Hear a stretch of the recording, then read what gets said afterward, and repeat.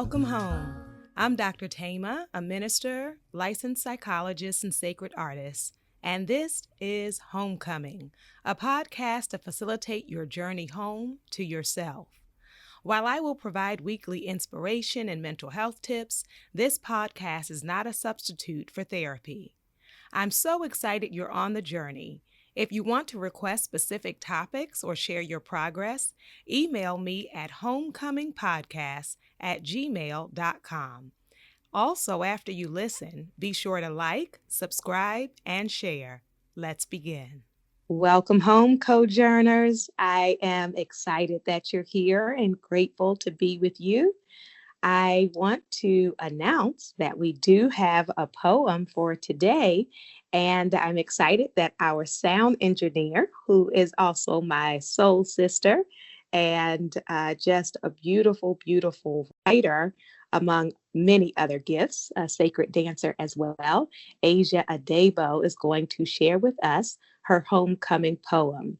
And it is in such alignment for the work that we are doing. So, Asia, let's hear it. Yes, I am so excited. Thank you for allowing me to share this piece. And it is entitled At the Edge. At the edge, crumbling earth, loose sandy grains in between my fingers, in between my toes, searching for a connection. Mother Earth, take me home. Entrenched in my air, searching for a breath of life to reignite my soul. Home has elevated right before my eyes. Home went home when her spirit rised. Now I roam, stop, and search to settle, ready to plant roots and searching for my soil. The edge only offers a path in one direction, faith to soar, to fly, to release fear. I shall live and not die. My home is within. I rinse my vessel to make space to enter in. Home has waited for me all along. Maybe I was a runaway child, running from my responsibility, running from maturity, running from life, running from spirit, running to hide, to be set aside and not be opened wide. The curtains rise. On stage is my acting place. I desire to now live off Broadway, on truth, off character. Just me in my home, grand queen, rising queen. Aja Janae Adeagbo, she's soaring to herself, going inward to rest, to be. I have arrived home and the lights are on. So next time you see me, you'll know why I'm shining, because I'm home. Yes. Oh my goodness. I love it. I have arrived and the lights are on. Ah, what a powerful, powerful testimony. And I just have to say, Asia, and to those who have been listening, if you'll remember, it was yet a few months ago where we announced that Asia's queen mother passed, transitioned, and is now an ancestor. And so for you to be able to speak life in this moment is such an affirmation of the possibility of healing. And I thank you. I thank you for writing it and being willing to share it. And I believe that it shifted the atmosphere for many who are on this journey. So thank you. All right, you all. So we are talking today about getting past our defenses. Getting past our defenses. So when we think about the journey home, it is important to be aware of the role that we play in the process.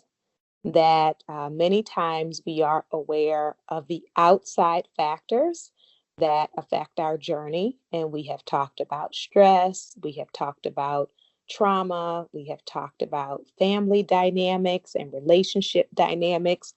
But it is also important to pay attention to our own thinking and sometimes the mind to protect us from difficult information, from painful information, from information that will cause us to shift the ideas that we had. Sometimes the mind will reconfigure, will reshape events in order to allow us to hold on to what is safe or what is familiar, what appears safe, what appears familiar, even when it is not the full truth. And so, a part of our homecoming journey is getting past our own psychological barriers, our own internal barriers. And many times on the podcast, we have talked about telling ourselves the truth, right? And so, as we think today about releasing our defenses and facing truth, owning truth, standing in the truth, living from a place of truth, I invite you to take cleansing breath. And as you take cleansing breath, you may want to put one hand on your heart, one hand on your belly, and just be in tune with yourself, in tune with yourself. Say, as I come home to myself, I am committed to telling myself the truth. As I come home to myself, I'm committed to seeing and speaking truth. Yes. And that can be overwhelming.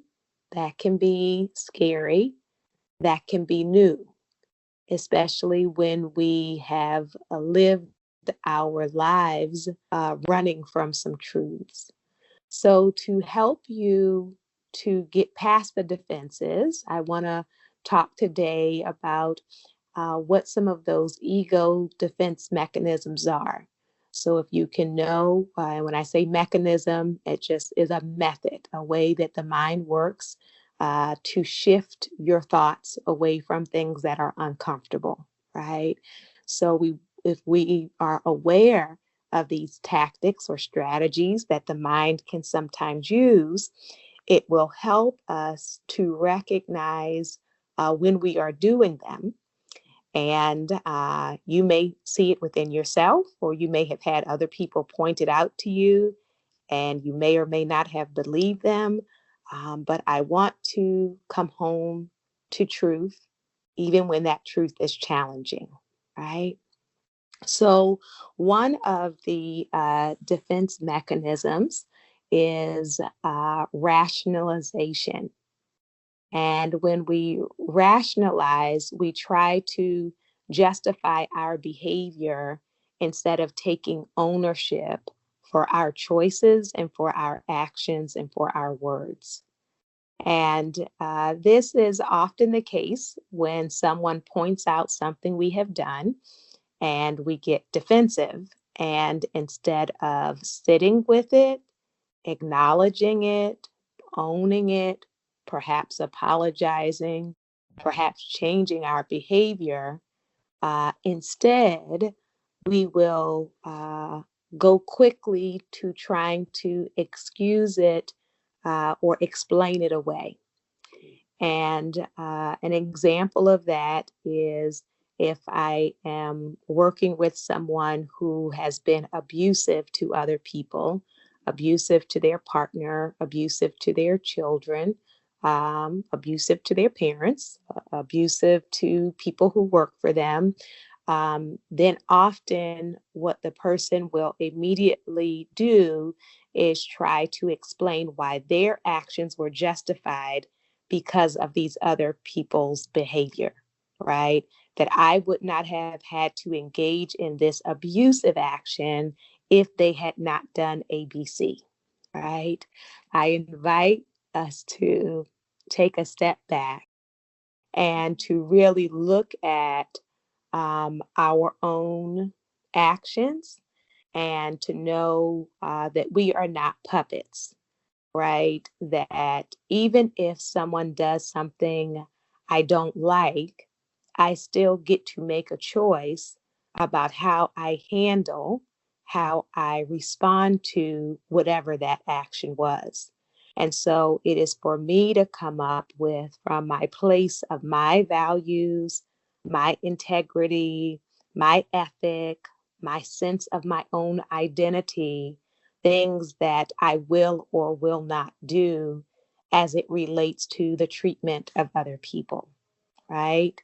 And so I invite you, even if you would not think of any of your actions as falling in the category of abusive, whatever it is, I invite you to think about things that you have done that perhaps you have tried to explain away. And perhaps it's not even just in the past, but in your present, right? Well, I had to do that because whatever that reason is. And to own that we have choices, because as long as I continue to say, I had to, there is no room for my growth. There is no room for freedom. There is no room for transformation, right? Because that means I'm a puppet and whenever people do this, I must do that, right? And so our liberation, part of our liberation is the freedom to choose, right? And to not have so many automatic built in responses without any reflection or ownership on our part. Now, while it can be difficult to take responsibility for our actions, the gift of that is also empowerment. Is once I discover that I do not have to operate on the strings of other people, right? I do not have to live my life in constant reactive mode. It gives me a sense of empowerment within myself. Yes. So when we go into the rationalization, it can also sabotage our relationships. So it blocks us from the journey home to ourself in terms of empowerment and responsibility, but it also can sabotage relationships because it can hinder any apology, right? Because then I can never apologize for something because, at my core, I believe I had to do it because of what you did, right? So as you can know, if you've ever been on the receiving end of one of those apologies, it does not go well because we're not really in a place of being sorry for the action. We're more so saying, you put me in a position where I had to act in that way or speak in that way. And so I invite you during this week to do some journaling about uh, what are the things that you have or need to take responsibility for. Now, I want to be mindful because I know a large part of our audience are trauma survivors, and I am a survivor, as I have indicated.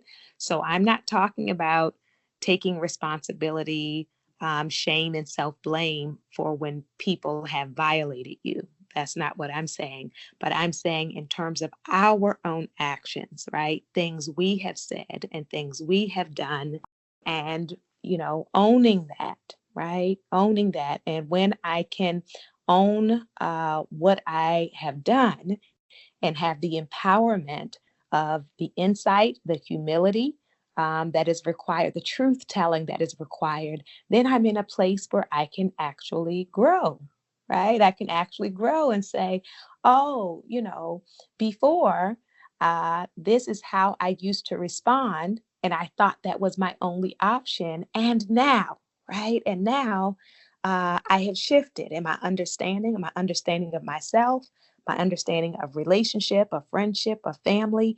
And so I'm able to show up in another way, right? Because as we come home to ourselves, we feel it, but also there's a ripple effect in terms of how we are in the world. So not only do we have rationalization, but we also have projection as a defense mechanism. And with projection, the things that I feel within myself, but I believe they are unacceptable, I will assume or place them onto other people, right? So if I have thoughts about aggression or, wanting to fight people, but I believe that is unacceptable, then kind of the narrative I will have, the story I will tell myself is everyone always wants to fight me, right? Everyone is always looking to fight me. They're always trying to set me up for a fight. I have to be ready because they're out to get me, right? So we want to be mindful of the way you can start to identify it is when it isn't about necessarily a specific person, but when it becomes a pattern. And this can show up in relationships. And the common one that I've talked about on this podcast is when people are, wanting to leave a relationship, but they keep accusing the other person of wanting to be out of it, right?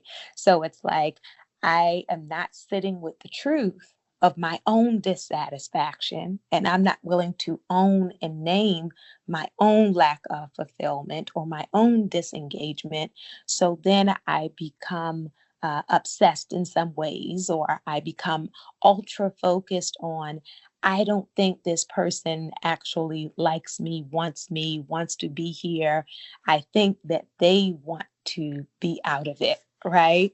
So if that is a strong feeling you have, but without any kind of support backing that up, I would just invite you to interrogate if the thing I am thinking about this person, I'm trying to do this mind reading, the assumptions I'm making about what other people are thinking is a part of that thought in me, right? Where did that, idea really originate?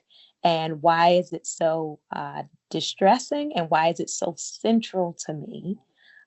So that I can recognize if there's some truth telling that maybe I need to own within myself, right? Because when, for example, people are, wanting to leave a job, or let's say your supervisor, it really gets on your nerves, but you're not able to emotionally give yourself the space to acknowledge that.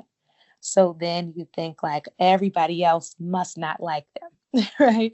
So you can go around saying, do you like such and such? Because it seemed like you didn't really like them. The way you were in the meeting, it didn't seem like you liked them. So it becomes an easier escape to assume and to focus and to shift our own feelings, fears, concerns, aggressions, desires, to place them on other people.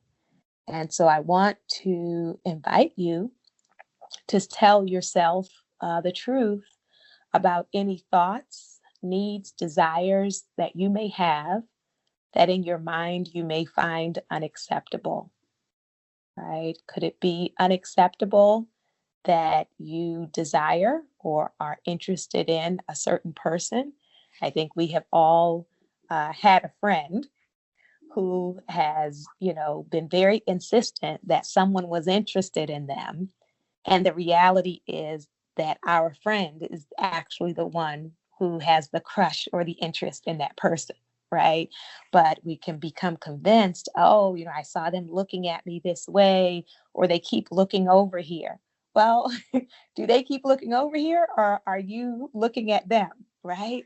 So we want to give ourselves the freedom to own and to acknowledge the parts of ourselves that maybe have been silenced, so that we can come home to truth, right? What is it that you desire? What is it that you fear? What is it or who is it that you're actually angry with? And there can be freedom. It can be hard and uncomfortable, but there can be freedom in acknowledging those truths. Not only do we have rationalization and projection, but we also have displacement.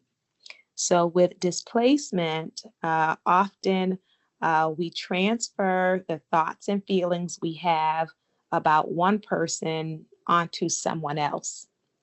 So, and often the person we transfer them to, when it's about like aggression or anger, it is usually someone who has less power.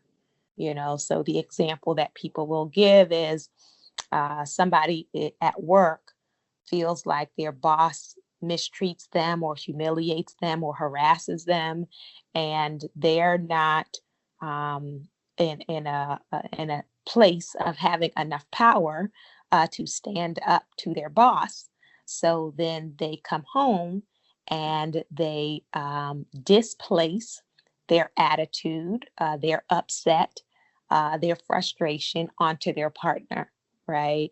So that's why people often say those who are the closest to us often experience the worst sides of us, right? So out in public or at work, this behavior would not be acceptable, right? You may lose your job for that. So then people come home, they take it out on the spouse. And now the spouse, who may have less power in the relationship, doesn't feel comfortable responding to the spouse who's being problematic or toxic or abusive. And then that spouse puts it on the children, right? So now, like, all this kid did was like drop, a glass of juice, or, this kid didn't do their homework. But the response is a level 10 because what we're responding to is not really the juice or the homework, but that pent up aggression or that pent up hostility, frustration that is really from the spouse, right? And now we have this child, and the child in most households cannot respond to the parent with the intensity that they feel. And so, what do some of those children do? Go out in the back and kick the dog, right? Mistreat a pet, pulling on a pet. And so then taking out their frustration on something that has less power than them. So you can see this ripple effect that has happened of displacing our frustration. And I invite us to really be honest with ourselves about the times that we have done that. When you were really upset about either someone or something else, and you did not feel you had the freedom, safety, or power to respond to that other thing, or maybe you froze in that moment, and then you ended up taking out that frustration on someone who really did not deserve it, someone who really probably cares about you, is there for you. And then they're getting this mistreatment, right? So we want to recognize that pattern and interrupt it. That, all of the stress that we face out in the world is not a justification, or it cannot excuse mistreating or being mean spirited to the people that we love and the people that love us, or even misplacing it, displacing it onto strangers. Right? I want to name that as not only your loved ones, but when we think about road rage, right? What is that really about? Is it like, are you really that mad because somebody cut you off? Or more likely, it is something else that has been left unexpressed. And so, what we can do with that, and shifting our focus by telling ourselves the truth. So, maybe even in this moment, if you have some upset or anger, frustration, to really reflect on, What is it I'm really upset about? Like, really? Because sometimes the response doesn't seem to match the current moment. And so maybe it is larger than this moment, right? I've dealt with that with couples where, um, if people were mistreated in prior relationships, that sometimes there can be something small that happens in the new relationship. But based on all of those other times where the person did not have a voice, they can explode with this intensity because it's like, you're not going to do to me what all of these other people did to me. Um, and it is an accumulation, right, of past frustration, anger, a sense of being disrespected over years that is now showing up in this moment to a new person. Yes? So we want to be aware of rationalization, of displacement. We also want to be aware of regression. And so when we don't feel safe or we feel anxious, sometimes we go back to an earlier stage of our development. And I'm not talking in this moment about people who actually have dissociative identity disorder, but so not to the level of a diagnosis, but when people find themselves regressing. So, an example would be if you have a child who, let's say, is middle school age and something traumatic happens, a loved one dies, or they see like a violence at school, a school shooting, um, or the parents split up. And then this child who has been, kind of just developing along suddenly starts wetting the bed again, right? Or suddenly starts sucking their thumb again, right? So we're going back to these earlier stages, trying to have a sense of comfort, of soothing, of safety. And even in our adult years, we can sometimes find ourselves doing those actions or behaviors of kind of going back in time. So you want to think about, for example, when you're in an argument or a disagreement, when you are responding to just check in with yourself. And if you're the partner, it's not for you to say this to someone else because um, it will be it's seen as demeaning or disrespectful. But I can do it within myself, is to say, in this moment, how old do I feel? Right?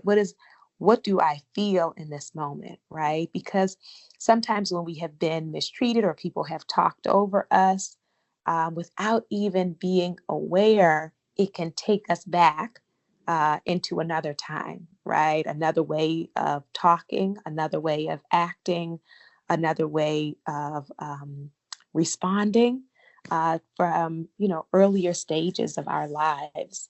And so I want to be aware of that within myself, so that if that is kind of a habit or pattern that has developed for me, that I can learn to soothe myself and be aware of where I am in this present moment, so I can give myself the support and the permission to show up as I am now, right? To show up in my present development, in my present age, um, and to be able to see, perceive, and speak from this present moment, right? But that's why a part of this is awareness raising, because often we're not even aware that that's happening. We're not even aware that we're doing it. And it requires also, that sense of safety, which, am I actually safe? Which is an important piece for us to look at, right? And what was it in this moment that was making me feel anxious or uncomfortable, so that I can really begin to tend to my needs and calm myself, bring myself into the present reality. And so, as we work through these defenses, first acknowledge them and then recognize their costs so we can have the motivation to shift. So when I act in these particular ways or think in these ways, what does it cost me as an individual emotionally? What are the ways it may sabotage my relationships or friendships or even the way I am at work? And so then I want to be able to see it within myself and to work through the discomfort of truth telling, right? First of all, to myself. I want to work through the discomfort of truth telling, which means radical acceptance. That even though I have some thoughts or feelings that may make me uncomfortable, I'm willing to own the truth so that, as Asia said, I can come home to myself with the lights on. And it is a beautiful, beautiful piece when I can see the complicated fullness of who I am. And that fullness of who I am does not require perfection. It does not require this narrow view of how I should be and how I must feel and how I must think. But I accept myself enough to accept the ragged edges, to accept the things that are messy about my insides, the nuance, the layers, the complications, that I'm a complicated human being, right? There's a lot going on in here, and it's beautiful. It is beautiful to not have to be a single note, to not have to be one-sided, to make room for all of the different aspects of who I am. And there's a sense of empowerment and a sense of liberation that comes with that. So I invite your soul to tell your heart, mind, body, and spirit, welcome home.